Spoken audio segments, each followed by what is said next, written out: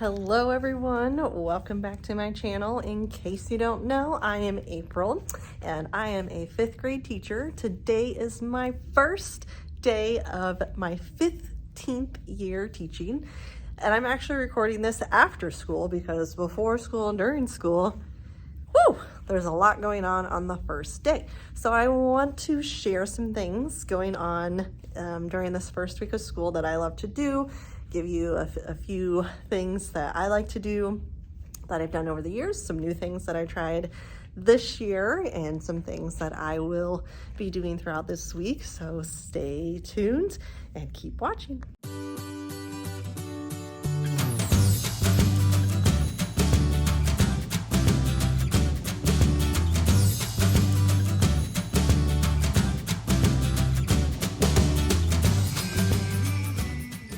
Okay, so one of the things that I always love to do is to get the students up and moving with some different activities throughout the day. You know, I feel like on the first day of school or even the first week of school, there's a lot more sitting and listening than typical that I usually do in my classroom. I try to make sure it's very engaging and interactive. And so when I do these activities, I wanted to get the students up and moving around, especially because they've been on summer break and they have not been very idle over summer break. So we got to get back into those routines of being able to sometimes just sit versus being up and moving around. So this first activity that I'm going to share is, I just call it first day. I can't remember if that's what it's officially called or not, but this actually comes from Teachers Pay Teachers. It's from a teacher. Her handle and her name is Miss Fifth, which I will link down below to share her activity. But I'll show you kind of what it is and how we do it and why I like doing this activity every year. So around the room, there are different questions posted, and on there they spell out first day. So the F, the I, over here is the R, for example, and they just keep going around the room, and the kids go around and answer these questions.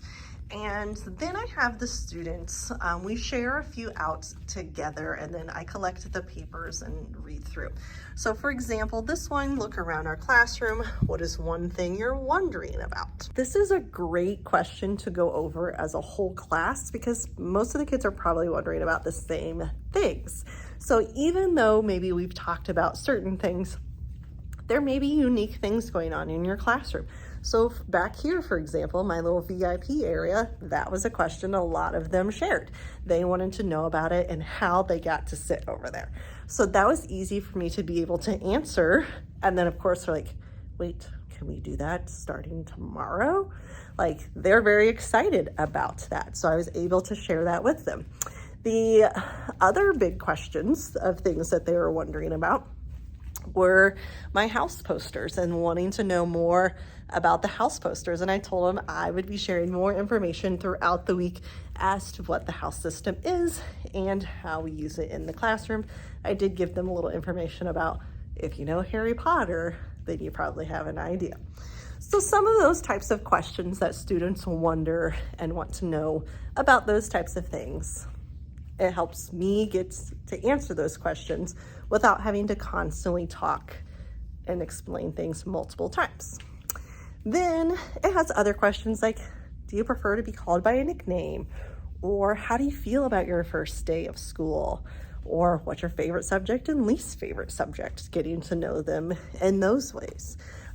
What have you heard about 5th grade? What are some of the things that you learn? And then I also love the question is just, what do you want to tell me as your teacher? And those are the types of things that I don't have them share it out loud. I just read them myself when they turn them into the tray. So that's always a first day activity that I do. So here's an example of one of the stations of the activities they had to do. And if you're curious, here's the name of the teacher that created. So here on their paper, they had to create a pie chart representing how they spend their day. So this is an example. Let's say I spend my day sleeping, eating, walking, playing, educating, watching, and working. And then I would color in. And then they had to create their own key on their own paper and color in the graphs. This one was another neat one where they had to create a code of the letters of their names. And again, it was just, here's an example on the chart, but you do it on your paper. This activity really helped me see more about who they are as people, but also like what are some of their math skills already, and how well can they read and follow and understand directions. Now there are students that had questions, which is totally fine. And so we would read through and make sure we understood exactly what we were doing, but it was a great way for me to go around and kind of just do a quick assessment of who knows what skills and who can follow certain directions. So again, highly recommend those kinds of activities where your students are up, moving around, doing those types of things. When my students come in on the first day of school, I love to have a word search on their desk. And you might think, well, okay, great. But I actually make this word search every year with the names of the students. And now we have our rock star theme this year, so I went a little bit different and made this in Canva. So the word search puzzle itself I made on Discovery Ed Puzzle, and I just downloaded the image and put it on this item that I made in Canva. I put a little header on there, and then down at the bottom are the students' names in my class, and then they just got to work on this at the beginning and then when they had some free time throughout the day. Hi, just finished day 2 of the first week of school. So this year we are going a full 5 days in 1 week. Yep, you heard that right. Starting next year, the calendar changes. Hallelujah. But today was filled with some of our normal routines and things that we did. We had our morning meeting and we talked about the zones of regulation, reviewed that because in 5th grade they're pretty well knowledgeable at that.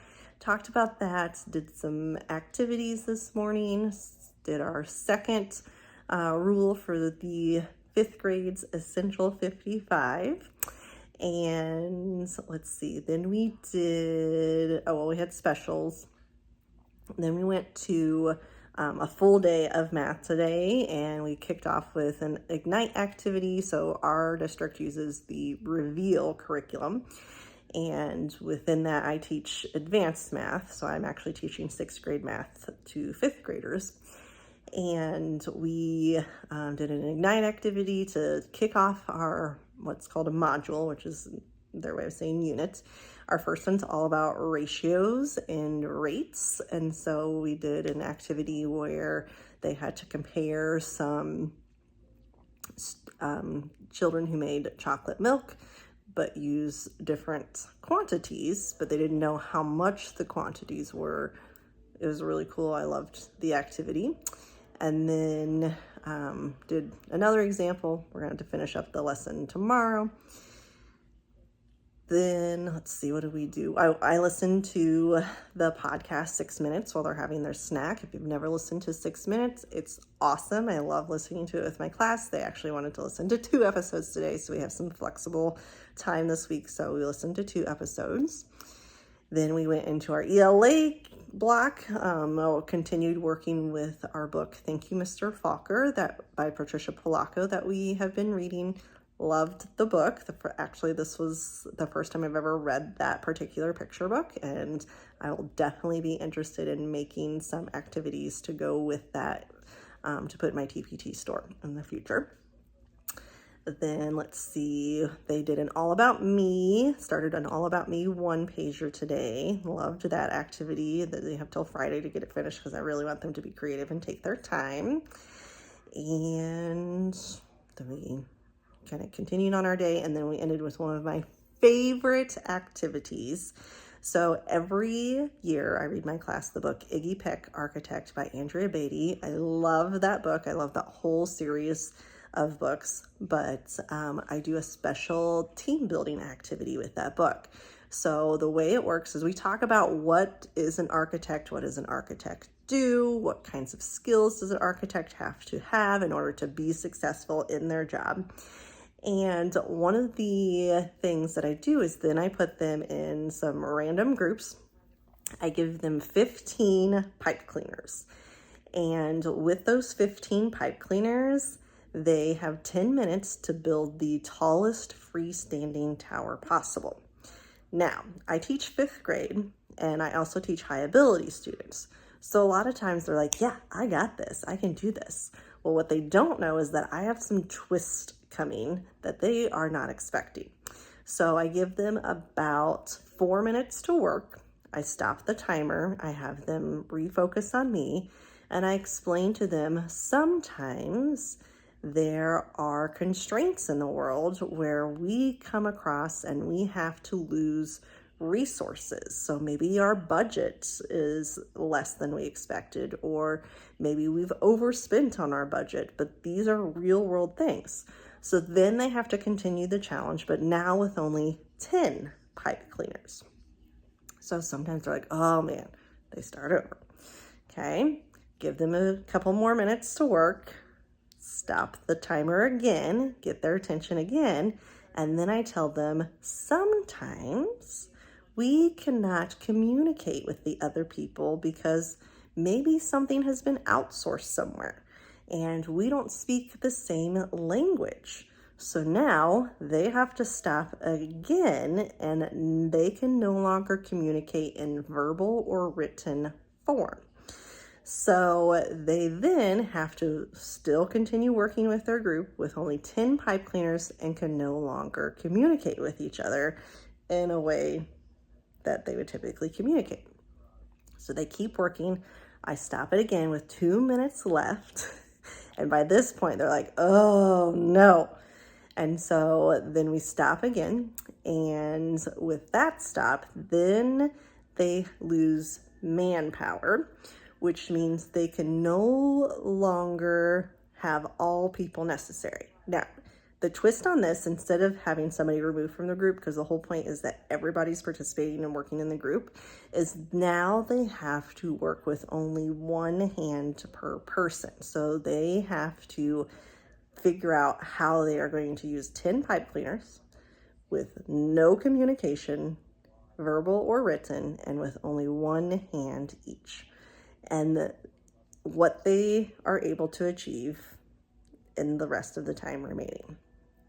Every year I have groups that are successful and I have groups that are unsuccessful.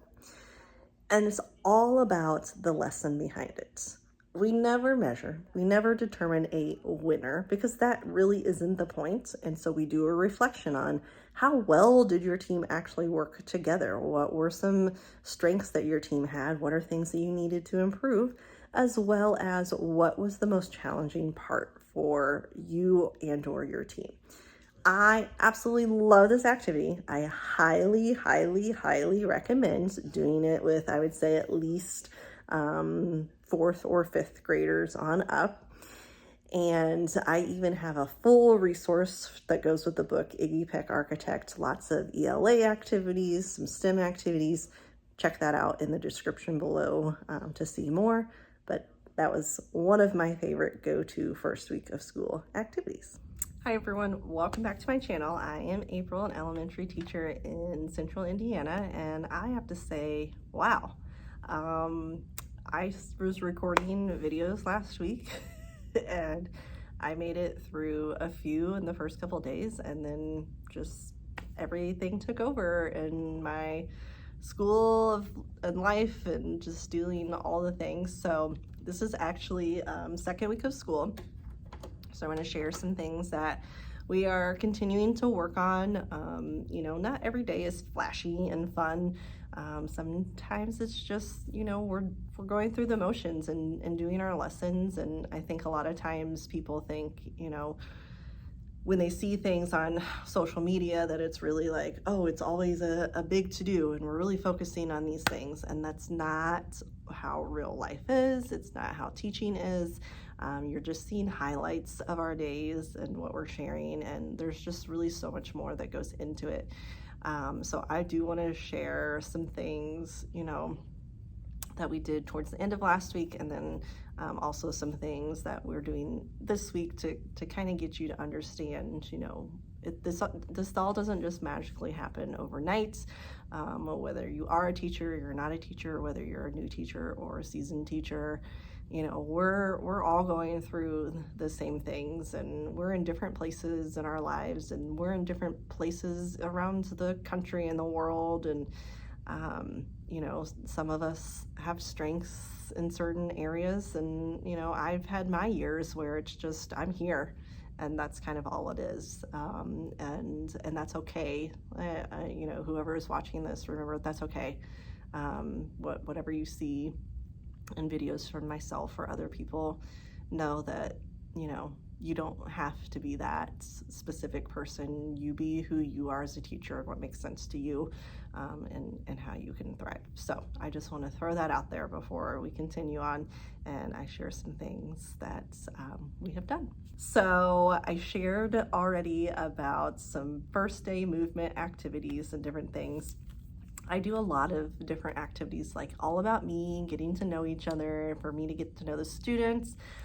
Most of them know each other pretty well, but still kind of doing some things and finding some camaraderie within the class. But I have some other go-to activities that I want to share that I tend to do in the first days of school as well, so you can kind of see some other things that I do. So one of the other activities I do goes with this book called Iggy Peck, Architect. I absolutely love this whole series of books by Andrea Beatty, but I use this one specifically with my students to do a team building activity with them, which I will explain. But we read through the story. I do have a whole mentor text unit that goes with this book, so you can check that out in the links below.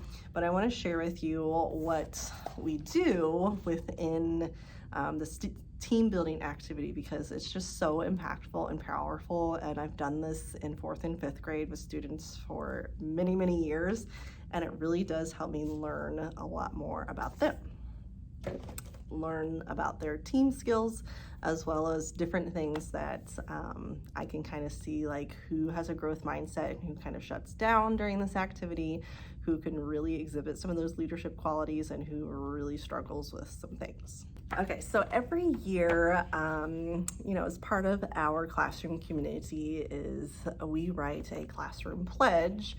And in 5th grade, I like to do a classroom constitution, just because we do so much American history study in 5th grade here that I think tying that in together really helps solidify some things. So with that, I have a couple of different resources that you can kind of figure out what works best for you if you're interested in doing a class constitution. One of them is this book, We the Kids. So I've used this with classes before, where you literally go through, it has visuals for the preamble of the United States. And so we read through it once, and then we go back through and we look at the illustrations and determine, what does this terminology actually mean? So ensure domestic tranquility, that's written in older English. We don't speak like that anymore. What were our founding fathers saying when they wrote the preamble, and what does this mean? There's also an amazing brain pop video that talks all about the Constitution, and I have a resource that I use with that was created by Hello Fifth. She is a 5th grade teacher out in California. I've traveled with her. Shout out to Jill, she's amazing.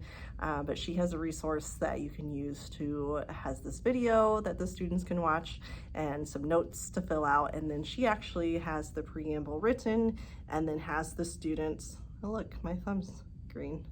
I was just using dry erase supplies. This is real life teaching.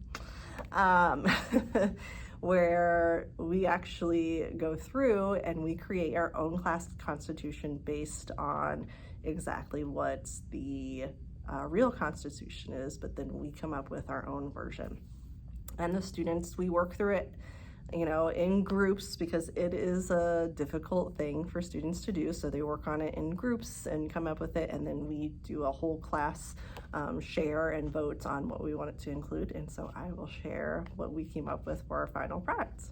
Here is our finished class constitution. We, the class of 2032, in order to form a more perfect classroom, establish kindness, ensure peace, provide for our classmates and teacher, promote the essential 55, and secure happiness to ourselves and our peers, do ordain and establish this Constitution for the Union of Room 24. One of my other favorite things to do with my class is to read this book titled Beautiful Oops. I love this book, and every year the students are like, what? Oh my goodness.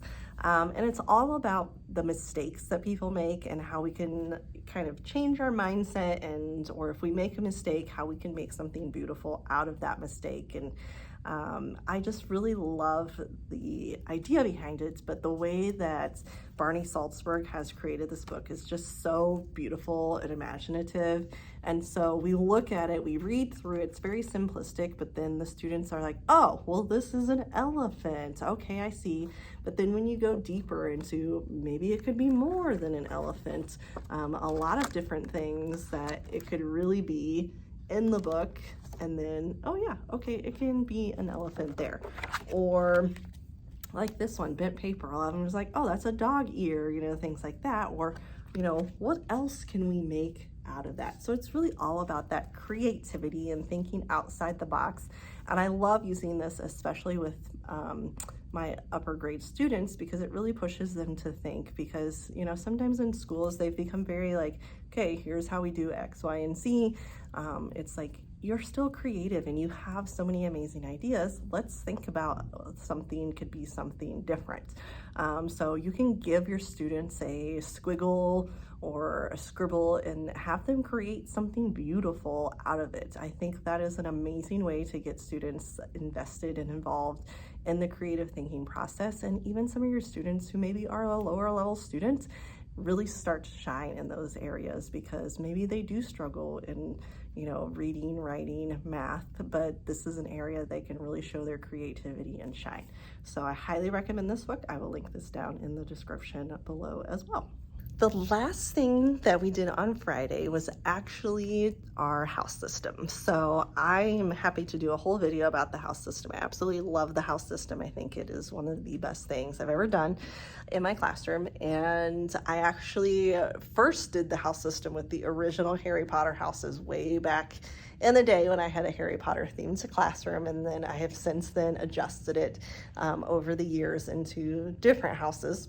But I want to kind of share a little bit more about that, because that's how we talk about it on the last day before the weekend. They get sorted into their houses and they're so excited to start working on building that camaraderie with each other. So this year I did tweak my houses a little bit. So we changed our evaluation system with our report cards last year, and we have something called 5th grade skills for success. And every grade level has these same 4 areas, but we have some very specific things that we created as 5th grade teachers, and I'm gonna share those with you now. Shout out to my teammate who made these amazing posters. They look awesome, so glad. But here's what we came up with for our 5th grade skills for success terminology in a deeper level. So this was already, information was already created by our district, and this is what goes on students' report cards. But then we really honed in on each of those 4 areas, and we're like, what does this mean as a 5th grader?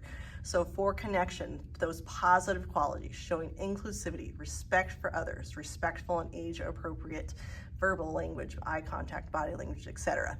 And then you can see here again with regulation, what specifically would a 5th grader do in terms of perseverance, what should a 5th grader be able to do, and initiative, what should a 5th grader be able to do. So I took that idea and I created our house system based around those 4 skills for success. Now, it doesn't mean that when they're sorted in that house that they're specifically focused on that skill. It just means that I'm kind of interweaving things and kind of bringing everything back together so that it makes sense for the students. So we have the house of initiative, perseverance, positivity, and responsibility. I didn't use the exact same 4 words on some of them just because of how they're worded. I tweaked those a little bit, but I will show you what those look like. So I created these posters, and I created, like, each one has a color and they have a symbol or a mascot that goes with it. So here in Indiana, these are 4 animals that are very common to our state. So I used those 4 animals. And what we did in the afternoon was the students were responsible for we watched a video together about the house system actually created by the Ron Clark Academy. Now, I did prime my students and say, look, our houses are not the exact same as theirs. You're going to hear some things in the video that aren't necessarily going to apply to us, but I showed them the video so they could have an understanding of what the house system is and how it works.